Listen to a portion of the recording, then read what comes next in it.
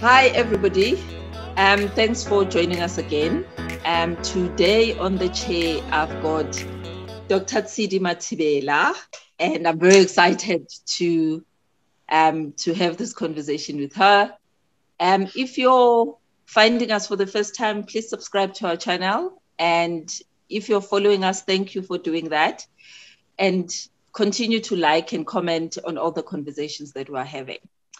So today, as I said, I've got Dr. Tshidi, and she's going to be talking to us about careers in academia and even women in academia for us to get a sense of what's going in there. And the reason why I actually asked her to join us today is I think I'm an academic somewhere inside me.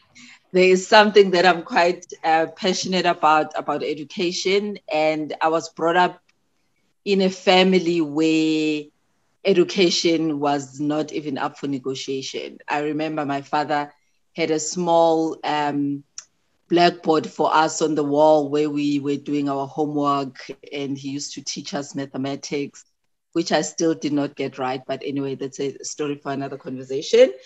But yeah, so I'm quite passionate about education and sharing wisdom and sharing things that other people know that we might not all know. And hence, we are having this conversation. Tshidi, that was a long intro. How are you?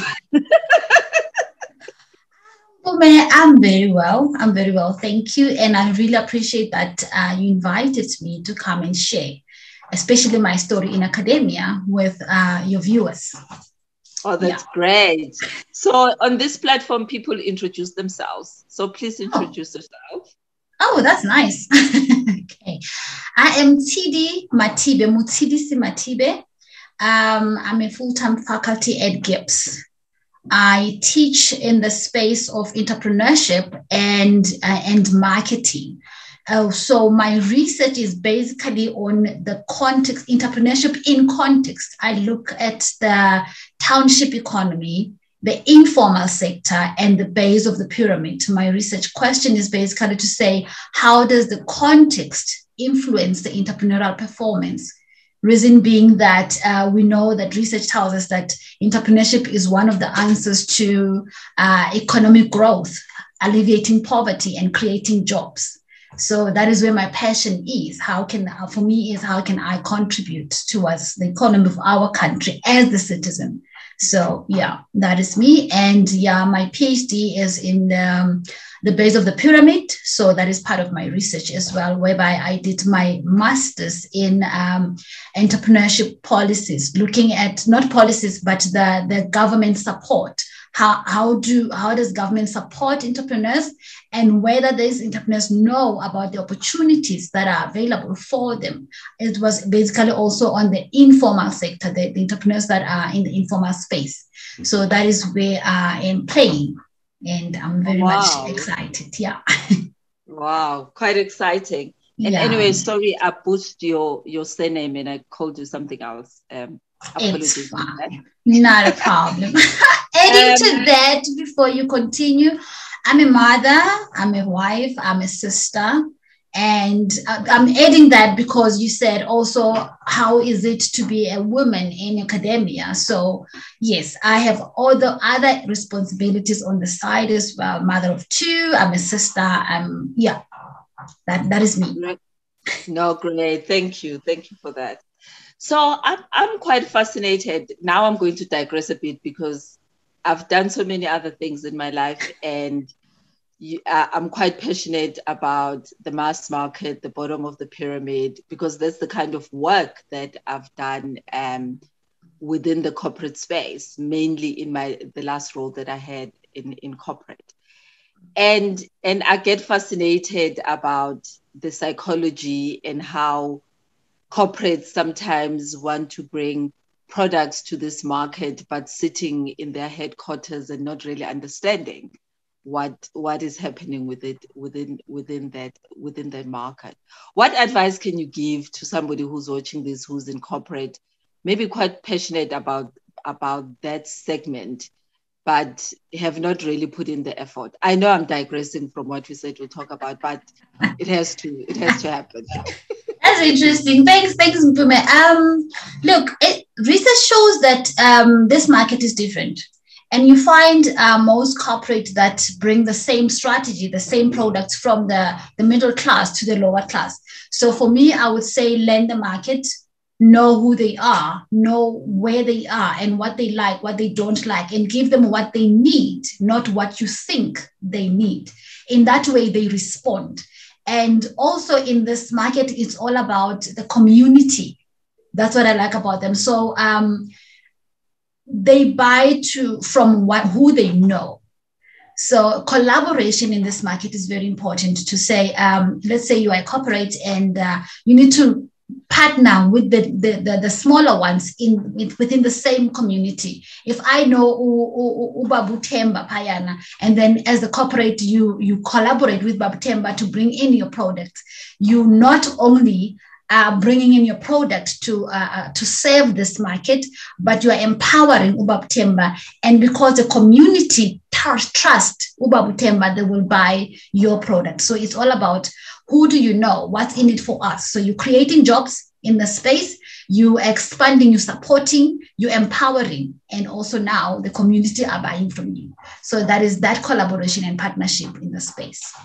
Oh, wow. Okay. I think that's a topic for another day because I can go on and on around it. I see that. Let's take it for another. I can go on around it. There is just something for me about respecting people and bringing the products that they need to them. Yeah.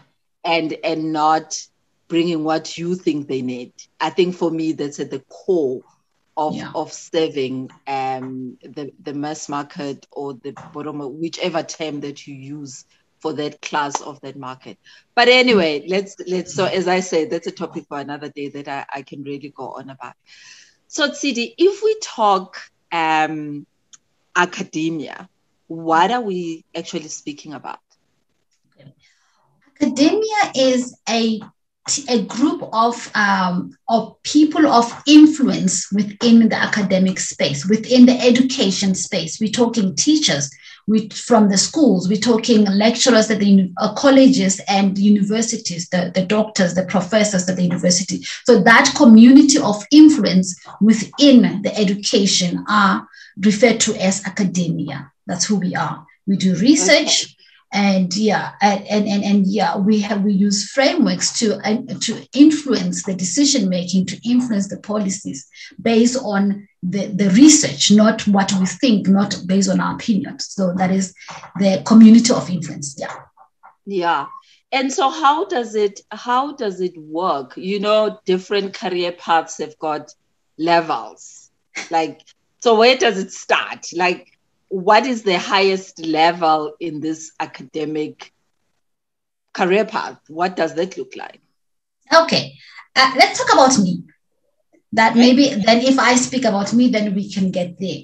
So how did it start with me? I was just a matriculant who wanted to go to the university. And I didn't know what to study. And I went there. I did my HR, and from there, I couldn't get a job, went back to do my honors. So I remember one day I was sitting in my honors class, honors marketing, and this professor was just so good. And he would tell a story and he would lecture while telling a story. And I could grab all that I needed to. He didn't even have to open the textbook to say you were in this page. And the way he was lecturing, for me, I thought to myself, I would like to be like him. And mind you, before my honors class, I was actually an introvert. I never answered a question in class. And there am I now. I want to be on the other side of the desk. So I remember finishing my honors, went back to my university, and I went to the administrator, the receptionist at the time, and I said, do you have an opening? What do I need to have? What do I need to become a lecturer? Because I am really interested. I want to be. Then she said to me, send your CV. And I sent my CV. I just qualified for my honors. A month later, I was called to be a lecturer. And I will talk about the experience afterwards. But so I did my master's. So how do you become a lecturer? Then at the time when I started, I just needed my honors and I started as a junior lecturer. But now you need your master's level, your master's degree to become a lecturer. And then you need to study further and do your PhD for you to be a senior lecturer. And then you continue studying from senior lecturer, study, publish in the field. You also need to supervise both master's, honors, and PhD students. And then as you grow in the space, in academic space, then you become an associate professor, because now you have, in the South African space, you have now supervised, you have published both your articles, your case teaching, your textbook books, or your chapters in the books. Then you become an associate professor, and then you continue finding your voice in the space, becoming the scholar now, meaning we refer to your work when we want to prove something or provide evidence for something. Now you are in the space, you're becoming the leading scholar or one of the leading scholars, then you become a professor. However, qualifications end with the PhD. There is no higher qualification. You cannot, there's no way you would graduate as something else. You graduate until PhD. From there, you can be a postdoc. Postdoc, it says you are now able to do research independently. And that without is what supervision. Without supervision. Yes, you will have a mentorship there and there, but without supervision, now you do your research independently. That is the postdoc. And otherwise, with the professorship, associate professor and professor, that is based purely at what you have been doing in the industry, the influences, the impact that it's the same. When I explain it, I say, look at the church. When you are in the church, you start as a pastor or a reverend, based on how many preachers you've trained and how many churches that your preachers have started and so forth, you become a bishop. So a professor is like a bishop in the academia space. Oh, okay. Interesting. Yeah. Like I'm interested in academia, but some of the detail I've just never took the time to understand. So, and speak to me. So how does somebody get an honorary doctorate? How does that work? It's your work. Let's talk about Umamu Lona, the Ndebele lady who got her doc. Yes, Mama Hlangu, right? Mama Hlangu never been to school, but her work and the impact of her work in the society, not only in South Africa, but across the world. And the universities saw it that it really worth recognition. So my understanding of the honorary doctorate is a higher education institution recognizing the impact of your work to the community, to the society around you and around the world. That is how they would honor you with the honorary doctorate. Dr. Rebecca Malope, again, her impact, her musical impact to the community, to the society. Also, she was honored with the doctorate. Oh, wow. Okay. I don't know. There's a part of me which is like, maybe just get an honorary, just do a lot of work so that somebody recognizes you. I don't know. Hey, I don't know, because again, for me, Mpume is, remember now, honorary is, I don't think that, it's hard, but I'm thinking, if you're going to work to get an honorary, so you're not doing it out of your heart. You're not doing it to make an impact in the society. You're like, let me just do so that they see, and then they give it to me. So that they see what I'm doing. Right? Yeah, I understand. But if you do it out of the bottom of your heart, and somebody recognizes that, so it's really worth having it. That's just me. No, I'm just being stupid. So please, really don't go that route. Go the other route. Study. And I think for me, it's that thing of really finding the relevant topic that you believe will make a difference. Yeah. The doctorate route could be very lonely. It doesn't strike me as the master's route where you've got what do you call it, a group that you're engaging with and you're doing stuff together. It sometimes come across as a very lonely route of you and this research and the stuff that you're working on.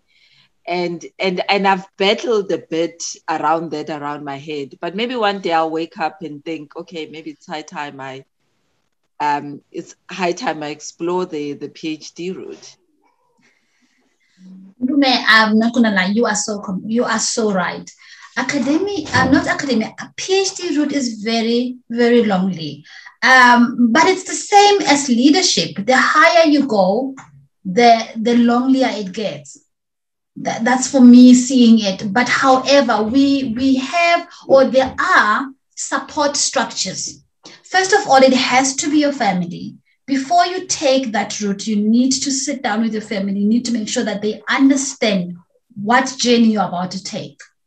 Because there's a point where, I remember myself, there was a point where my supervisor said to me, you need only 1 month to sit and write. And it was the December month. And I asked the family to say, please, I just need this month. And I remember my husband took the kids to the Free State, to be with the family there. And I sat and I wrote. But if they did not understand, it would be like, what do you want to do? Why this? Why that? But if they said, if you explain to your family and say, this is the journey that I'm about to take and I need your full support, it's only going to be for a certain period of time. That is number one. And then after speaking to your family, we do have, or should I say in academia, there are support structures. You have your other PhD candidates who are in the space, who are going through the same. For me, I would say when you are walking that journey, networking is very important. Attend the seminars, attend the colloquiums, and don't just close yourself and say, this is my topic and I'm sitting here. Expose yourself to those colloquiums, send it in, present, and also allow others to give you feedback, to review your work, give you feedback. In that way, you feel part of the community. You feel you belong somewhere. So you're not alone throughout the journey. Otherwise, if you just do it on your own, and you see this loneliness, especially to the candidates who are studying and working, but not working in the academic space, but they're working at the corporate, that is where you find this loneliness. And for me, I would say, don't sit there in your corporate and saying, I just want to finish my PhD. Join the academia. Don't resign your work. Continue working, but join this community because now you are part of this community. And then you can get the support that you need. At work, you're working with Umpum. Umpum is not doing PhD. So she doesn't understand. But if you connect with Tshidi on the other side, she understands your struggles. So you can speak the same language. And that's where the support comes. That is where I would advise the PhD candidates who are sitting in the corporate to say, don't lock yourself out. Join these other ones, network with them, attend the networks, attend the seminars, the colloquiums, and be there and be present. In that way, you won't feel that loneliness. Okay, no, I get what I say. But how do you choose your topic? Like how do you even? I just remember with my dissertation, I started with a topic, I went away and ended up back at that topic. Like, how do you? And I can relate to the part of actually talking to your family and asking them for just time out. Because also with my dissertation, I left it till the university threatened that if I didn't do it within the next 6 months, then I would start my master's from scratch. And I told my family, I said, I'm unavailable for this month. and come find me if the house is burning. If the house is not burning, just I'm not here. Leave me alone. I get you. And it was just like this thing, but the stress, but also knowing that giving up is not an option because you're so far down the line. You can now just say, I'm not doing this, you know, and you look back at the monies that you've invested and the time and the effort and thinking to yourself, why would I give up? But yeah, so that's just my story. Now you've reminded me about that part. So how do you choose a topic? It's difficult to choose a topic. The advice would be, what I would give my student an advice would be, first of all, find what you like. What's your passion? What you want to know, right? And because it's difficult to research on the topic that you're not familiar with or the topic that you don't like. Yes, there are institutions whereby they have ready topics where you can choose from, is to help those ones that are saying the time is running and I cannot think of anything. I just want to study. So you do have those topics that students can choose from and say, okay, I'll go with this one. However, if that's not you, then you want to find a topic, then I would say find what you like. For me, how I chose my master's topic, I knew that I want to do something for previously disadvantaged people. But what is that? From there, and I say, then I worked with the supervisor, informal supervisor, I would say, because the professor was not yet appointed to me, right? Yeah. And I worked with him and I said to him, this is what I want to do. I want to do something within the previously disadvantaged, but I'm not sure what. So he was a professor in the development studies. And he said, okay, you can do something on the government, do something. And I said to on entrepreneurship, and I was like, that's the thing. I want to do something on the entrepreneurship, but what? So what? Now that you know, okay, this is the area I want to play in, is entrepreneurship, then you have to go and read. Sometimes we want shortcuts. In academia, there are no shortcuts. You cannot think, I want to study about entrepreneurship policies. That topic might have been researched already. So what contribution are you bringing in the field? Nothing. So you know that you want to do something within the entrepreneurship space, but what is that? That is when you will find out when you read your literature review. It tells you these topics have been covered. However, within these topics that have been covered, here is the gap. Then you go to the gap and say, all right, so now I can research here.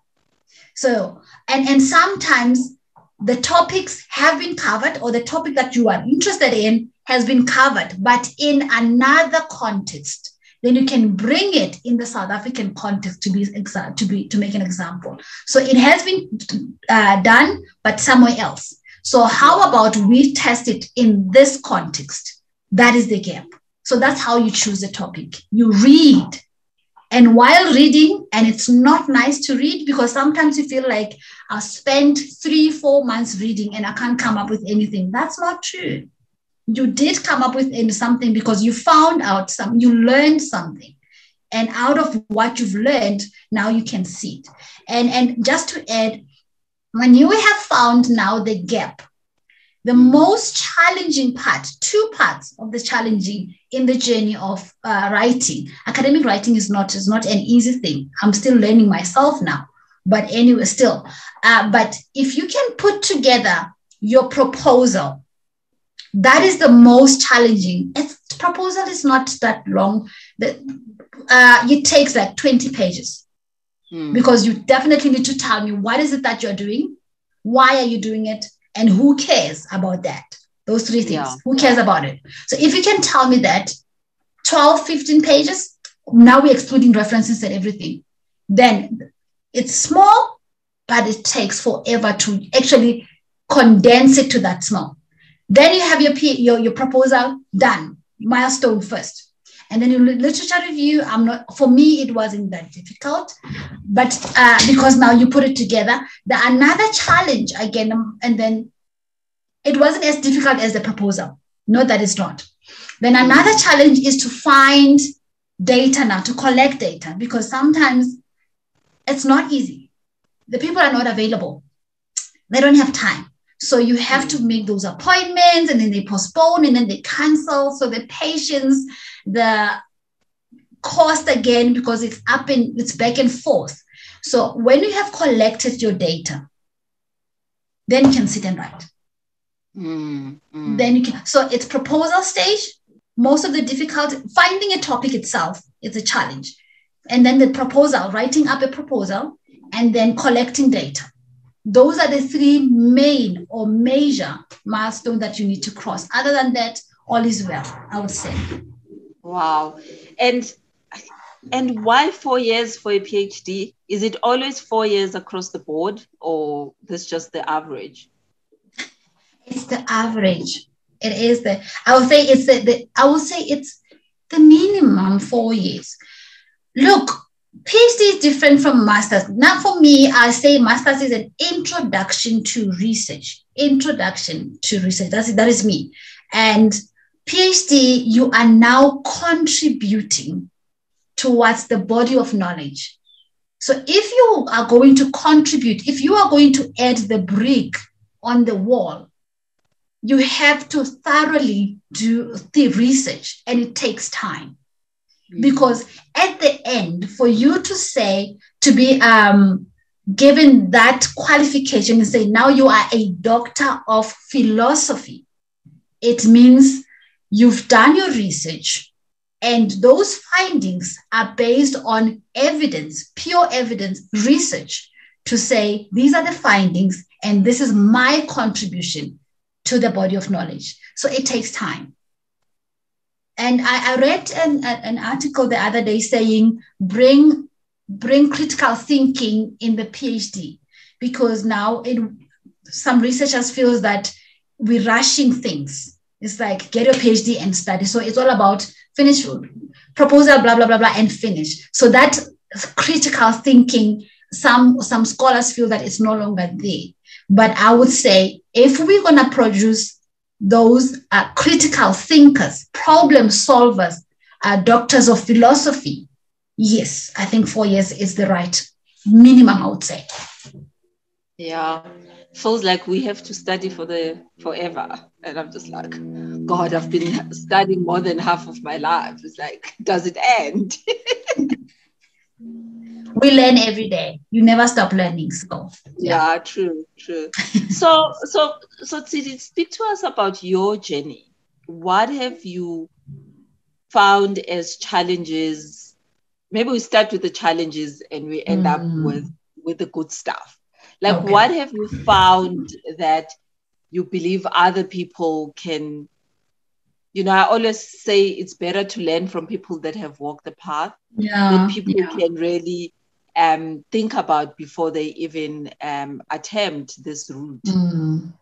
Yeah, I joined academia in, I think it was in 2007, right?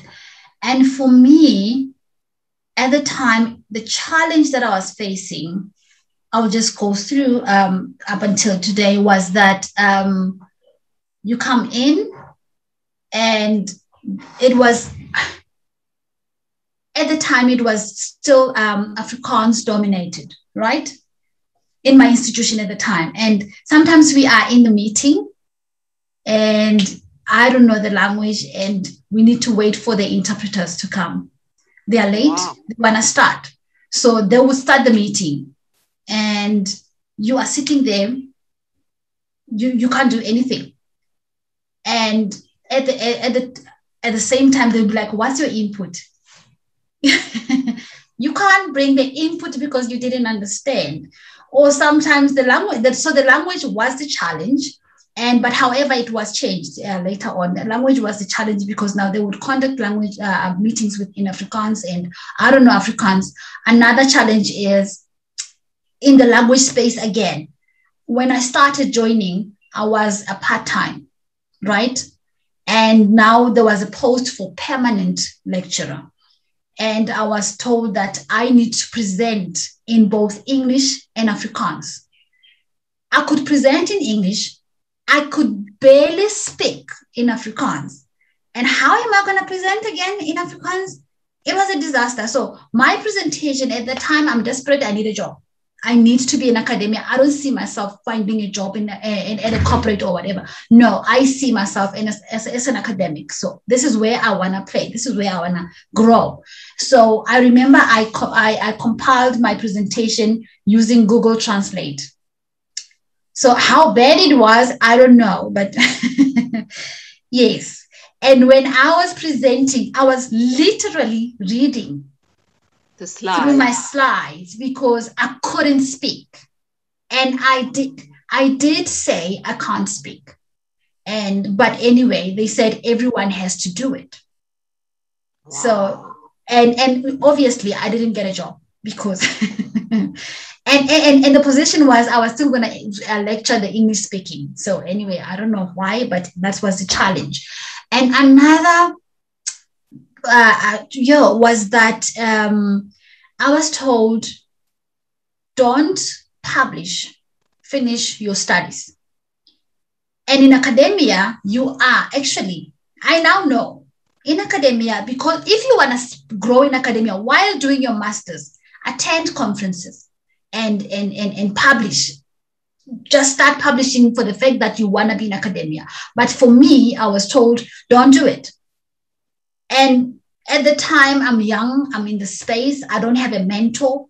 So I didn't focus on my studies. Finishing my master's, I just got another opportunity to now get my full-time, be a permanent lecturer now in another university.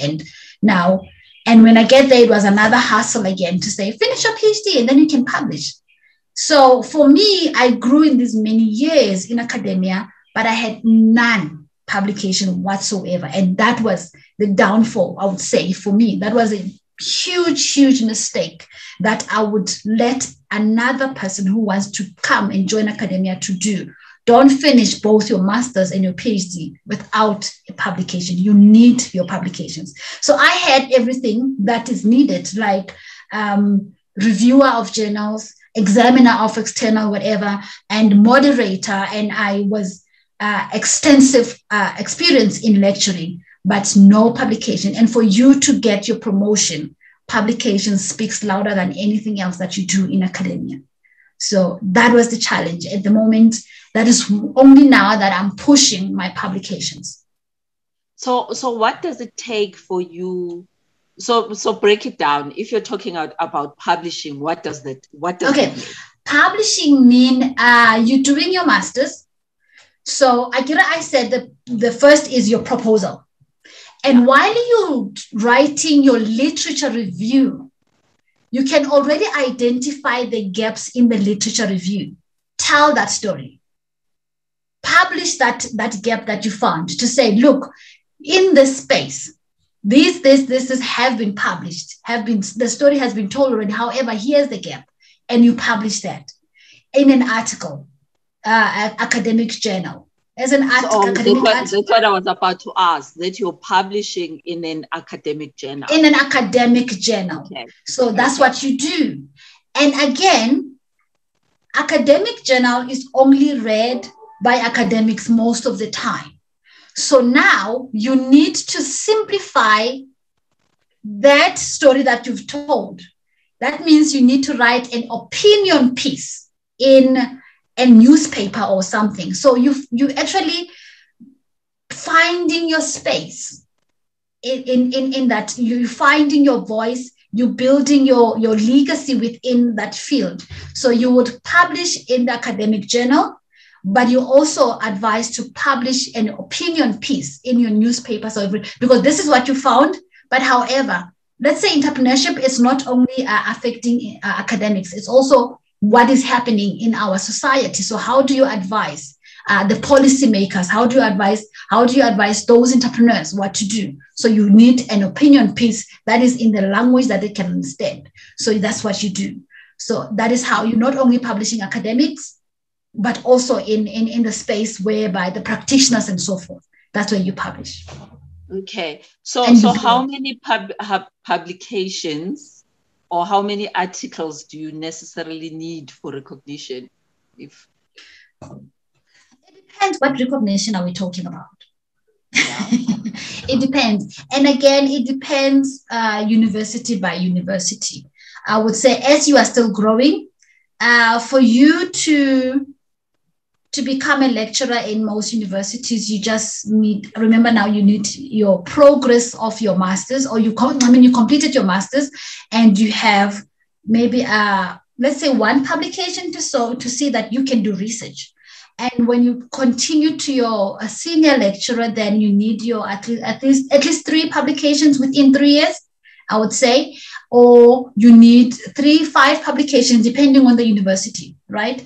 So, and then you need to attend conferences. You need to show the proof that you've attended academic conferences, you presented in these conferences.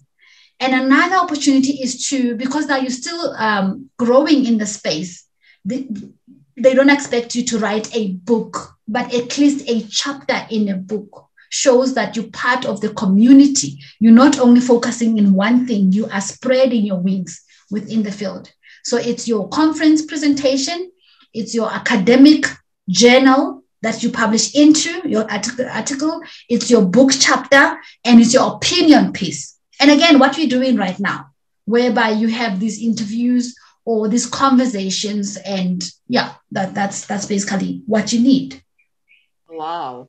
So if you're sitting in corporate and you strongly believe you can add value with your own experience, but you don't want to go into academia on a full-time basis, what can you do in that space? Is there also an expectation of you should have published and all these other things? Why not? No. Can it just be different? Yeah. We in our space, we have 2 types of, I would say 2 types of, right? That it might, maybe there's a word that can be used, but I will just put it in a simple way and say 2 types. You have your full-time academics, which is me, research and lecturing. You have your practitioners, which is you now sitting in corporate and say, I have this vast experience that I think I can share with the students, with the academic community. So what do I do? So you don't need to have all these many publications. You bring in your experience and you become we call you a practitioner academic, because now you have vast experience that we need. It has been shown previously that there's a gap between the corporate and academia, because we so focus on our academic writing, and the practitioners now, they are so focused on what we do as corporates. So now how do we bridge that gap? That is what is coming in. Bridging that gap is when now you bring the practitioner and the researcher, I would say, because we both academics, together and tell the story and give what is needed and make sure that we balance the 2. So yes, you are as valuable as I am in the academic space, because you are consulting, right? Yeah. So you bring your consulting experience, you teach that consulting experience, and you bring your executive experience to say, this is what is happening in the real world. And I'm saying, based on research, based on academic, this is what is happening. So now the student that we are both teaching comes as a whole, because gets the tools in. And what also the interesting part, how we bring the 2 together, the practice and academic together, we write teaching cases. Teaching cases are real cases where you bring the protagonist, either an entrepreneur or an executive in the company, and you tell the story. And now we're going to use a framework, an academic or theoretical framework, to see how we can address this challenge. You have to have a challenge or a dilemma as the protagonist. And now we use a framework, research, academic framework, or theoretical framework to actually address this challenge, say, this is what we would do.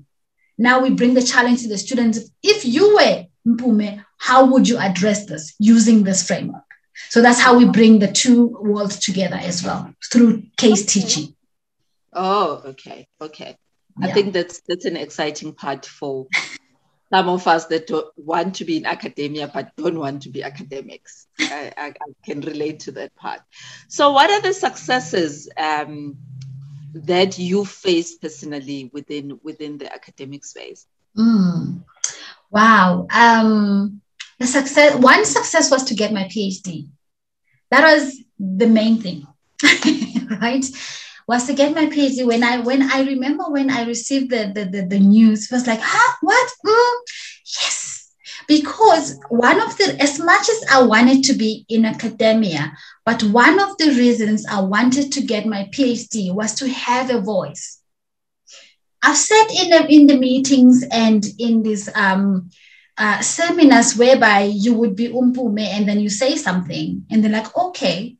And then Dr. So-and-so says it, or Professor so-and-so says it, like, oh, wow, really? That's a great idea. I'm like, I need that. But that happens in corporate every day. You understand? So and you're like, but that's exactly what I was just saying. Who are you, right? You said, but who are you? So that was for me to get a voice, to be listened, right? So that was for me. So when I got my PhD, that was one of the successes for me, one success, because now somebody will pay attention when I speak. Now somebody will listen to me. That was number one. And another success, because now I'm still growing in the space, so I don't have so many successes, but one of them was when I started writing my face teaching case, and I won an international award. Wow. But the third position. And for me was, wow, actually, I can do this. And I think I need to grow in the space. So yes, I do write my academic articles, but I am more into case writing because I see myself as a storyteller. So, and cases are all about telling stories, narrating somebody's story and bringing it and making it in a way that people will relate to and enjoy reading. Yeah, so for me, that's that. So that was my second ever. And one of the successes, again, I would say for me was building networks, because I got to realize that as much as I started long time ago, many years ago in academia, due to the challenges that I've spoken about, that I've mentioned, I could not publish. I could not. So if you're not publishing, so you're still not that real academic. It's hard to call yourself an academic if you don't have anything to show. So building those networks was a success for me because, as I said, I was an introvert. So now I need to network. And how do you do that? And I remember being sent to one of the conferences in Nigeria, first time traveling on my own and going outside the country. And I'm thinking, and the main purpose literally was to go and network. How do I do that? And for me was, so I researched on networking, and remember I teach entrepreneurship. I should be a guru when it comes to networking, but I'm an introvert. How do I come out of this shell? And going there and meeting all those people, the academics, the professors, whoever, this PhD candidates, I came out with one that I was able to network with, and we built this bond, this relationship with him. And he's a professor in the Forte University. I don't know if I need to mention the names. Can I? You can, no. as long as you are comfortable with.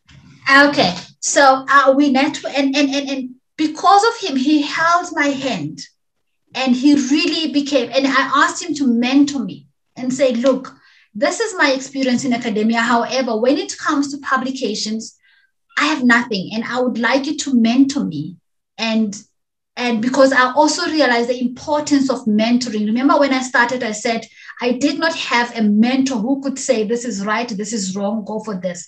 And I realized the importance of that. So my other success was to be able to network, and not only network for the sake of networking, but knowing exactly who I should network with and why. And as a result, I am where I am. And I would say between 2020 and 2021, I was able to write, to increase my pipeline in terms of my research, to increase my pipeline in terms of my, I was able, he even helped me to apply for funding. Because I knew that as an academic, for you to also grow, you need funding. But how do you apply for that? What to write? Because now the proposal for your studies is different from funding proposal. And now he taught me all those things. And I must say, really, I'm grateful. So that was my success. And however, the challenge of funding again is, as the young academics coming in, it's difficult to get funding because who are you? So take a step back. Why do you need funding? So just explain that. You want to grow. I said I have a broad research question. How does context influence entrepreneurial performance, right? For me to be able to answer this question, I need to be able to collect data. We need money to collect data. I need to have people on the ground who are helping me. Those people need to be paid, right? I need to transcribe, to translate, to do whatever. That's money that I don't have. That's where funding comes in. I need to publish this data. That is money that I need that I don't have. So funding helps me to collect data. It helps me to publish, to write and transcribe. You need editing. It helps me to pay for my editing and then publish. So that is why you need funding. And when you have funding, the sky is the limit. Even these conferences that you go to. Who are the people that would fund research? It's your National Research Fund, NRF. Yeah. It's your National Institute of Human Science and Social Sciences. And yeah, they funded me this year, and which is nice because of that funding now I'm able to travel to, it's a pathway, I'm able to travel to other countries. I'll be going to Rwanda before the end of the year to build this collaboration, find the research team that I can work with in another country. And that is what also promotes you in the academic space, because you are able to build these networks, not only in your continent, in your country, but in other countries, not only in your continent, but abroad. So that is what is interesting, and you need funding to do that. That is why it's so important as an academic to get funding. Okay. Wow. This is I think this is useful for anybody who hasn't taken the time to follow. What does the academic career look like? What does it mean? And I'm learning. Like I've got passion for it, but I had never really taken the time. I must say, because especially in our communities, there's lack of awareness actually, because people still think that you go to the university, get a degree, and that's it. The minute you go master's, PhD, and you are a doctor, what comes to our people's mind is you are a medical doctor. So I know, because in my family, I always explain, I'm not a medical doctor. I remember I went to the funeral the other day for my nephew, and I was asked, why didn't you bring the vaccine? You know, should have brought the vaccine now. We would take off our masks. And I'm like, I'm not a medical doctor. So I always have to explain what does it mean. I'm like, if your business have a problem, then come to me. I'm a business doctor. I'm specializing in entrepreneurship. So if you're struggling to find that idea or to play around with the idea and see if it can work or not, then I'm here to help you. It's all about business, not you, not your No, I'm not that. So there's lack of awareness in our communities to say, now you have your degree, now you're going to school, when are you finishing? And what are the levels, as you asked? And what's the difference as well? So I think our duty is to go back and teach our communities as to what's the difference. And also, while we're still talking in academia, I think also another thing would be to teach them, our community now, to say, our society to say, look, not all of us can be employees. Unemployment is growing like nobody's business. But now the society is teaching, I know I'm derailing now, society is teaching our young ones to go to the university or any higher institution and get a job. We already have people are lining up for jobs, and who's going to hire you? So I think the mindset should be train them to start their own businesses, train the young ones to create jobs rather than getting jobs, because no jobs available. But there's a huge gap in creating jobs. So that's what we need to do. Yeah, no, and you're not digressing. It's actually a very important part, because we were all brought up to be a teacher, a doctor, a nurse, a lawyer. And that's what our parents knew. There were one or two of those families where they owned a shop in that village, or they owned the shop in the township, and they seem to have the entrepreneurial element. But other than that, it was very few and far apart. Other than that, we were all told that you need to go work. So thinking about entrepreneurship wasn't an easy thing to come, right? You needed to start in corporate, hate it, and then come back.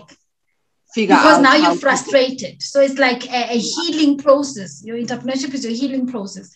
And it shouldn't be like that. It should not be like that. Yeah. No, and I get that. So talk to me briefly then about being a woman in academia. How has that been? How is the landscape? What does it look like from a gender diversity perspective? We're still the minority, I must say. For me, the nice part, I don't know, the interesting part is I'm looking at women in academia and also women in entrepreneurship. It's also a challenge because they are still in the minority. They're still looking challenges. So it's the same in the academia. We're still in the minority. And I remember I wrote a book chapter looking at exactly that, the challenges facing women in academia, because we come in at the same level as men. And now we are expected to perform the same. And the challenge is, as a woman, let me make an example. I'm a mother, right? Yeah. My kids are still young and it's lockdown. So that means we are all in the house. Yet the work load is not reduced, kind of, because it's me, I'm in academia, and there's a man, we are both, let's say, doctors. We are expected to perform the same. And the men might be having more support because now you wake up, you sit on your desk, you work. Your wife will do everything. Or you are working, your mother will do everything for you. It's easier. And I'm not blaming anyone. The society trained us that way. But as a woman, it's different. I'm not only taking care of the kids. Another woman will be taking care of the family, right? And I feel that then there has to be a balance to say, consider these, right? And consider these things within a woman's space and support based on these things and give a balance. Don't treat the same. I don't know how to put it right. This one also, because it's in my heart, it's my passion to say we are all need to publish. We are all need to find our space. We all need to be promoted if needs be. But there are certain aspects that needs to be considered from women as compared to men. And again, going back to also to say we are treated the same, but Richard tells us we're not earning the same. not only in the academic space, but as women and men, we're not earning the same, but we're treated the same. When it comes to promotion, we are expected to deliver the same. Why shouldn't it be, treated the same as that salary that we're not getting? So that is me. So it's still a challenge, but I'd like to believe that measures are being put in place. It might take long, but somehow measures will be put in place. What am I saying? And I think instead of being treated the same and say you need to publish 10 or 2 per annum, I would say as a woman, because I'm not able to sit in other meetings because there's other responsibilities that I need to do as a woman, as a mother, then find ways to, a man will have to publish 3 for them to get to this position. That is me now thinking, right? A woman, you publish maybe 2, but you have to sit in other boards that will help to contribute. In that way, somehow you're creating some balance, some recognition as well. Because if I'm sitting here and publishing and this man is publishing, sitting there, and he's getting more exposure than I am. So why am I not being exposed the same way as him? It's a challenge. I think, as you say, the societal part plays a huge role. Which then gives justification sometimes to not having equal pay and all these other things. But at the same time, you're sitting there and you're saying, I'm putting not just the effort, I'm delivering at the same scale with all the other elements that I need to go through. So I need to demand the same scale. In fact, this topic actually just gets me all worked up, to be honest. Yeah. Because I sit here and I say, in 2021, we are still talking about gender diversity and equality, whichever words you want to put it, because it becomes also about definitions. What do you mean about this? And for me, it's not even about that. It's about being able to be given an opportunity, and if I'm delivering at the same scale, then pay me at the same scale. The fact that I'm female and I'm Black is either neno here, but it becomes one of those, and I get myself all worked up about it. Yeah. That is true. Yeah. But so just to close up our conversation, what are the 3 things that you would like somebody to take out of this conversation? The 3 things that I would start with. In academia, find your voice. Very important. Know what you want, why you want it, and learn to say no, learn to say yes, and know why. In academia, there's no wrong or right answers. It's all about, can you support it with evidence? So if you can do that, it's very important. Find your voice. And number 2, I would say, balanced life. I spoke about family. I spoke about work itself. I spoke about not being able to get an opportunity. Academic life can be very stressful. You work around the clock 24/7. So find a balanced life. Mental health is important. Physical health is important. That's what I do. How do I find my balance? I go to the gym. I exercise. I jog in the mornings. And I dedicate first 2 hours to myself between 8 and 10. It's me. Kids are at school. It's only me. So I go to gym or I sit in and then I just read a book or something. But that's what I do. And my mental health, I also have an initiative called Devoted Women, whereby I speak to women about empowerment. Look, I'm a Christian, right?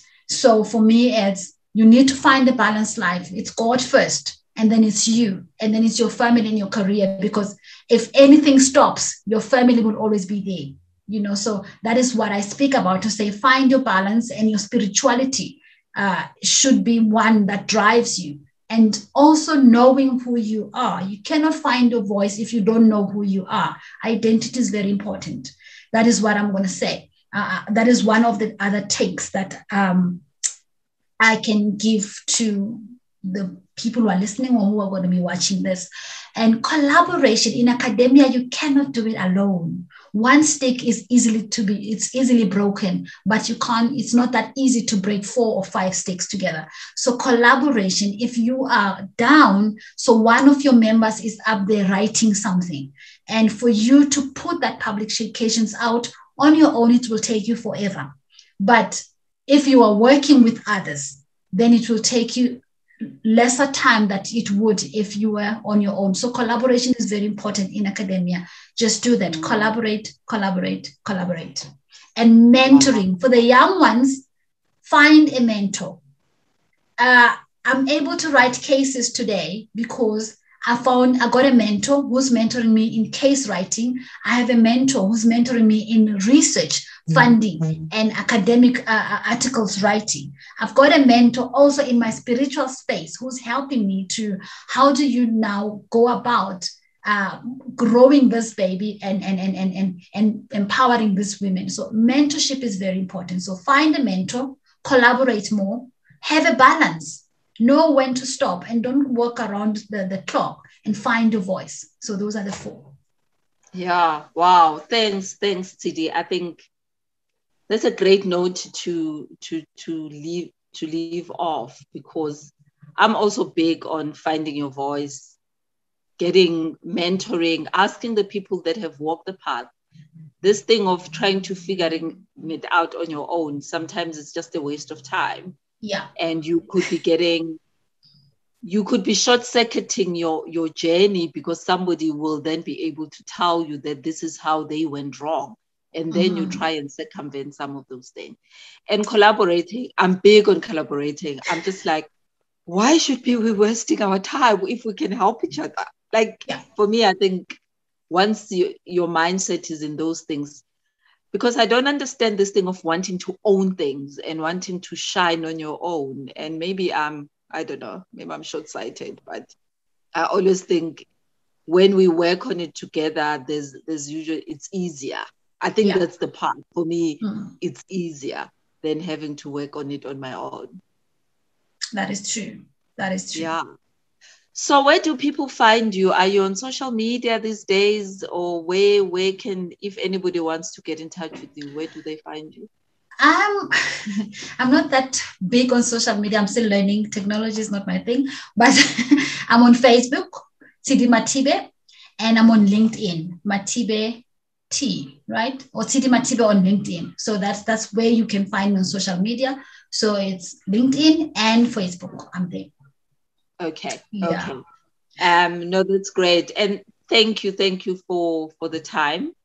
And I really highly appreciate. So for anybody who's listening or watching us, please continue to follow us, like, comment, let us know if these conversations are useful or not, and give us some feedback. And thank you very much, Tshidi. I really appreciate your time. Thank you, Mpumi, and thank you for inviting me. Thanks.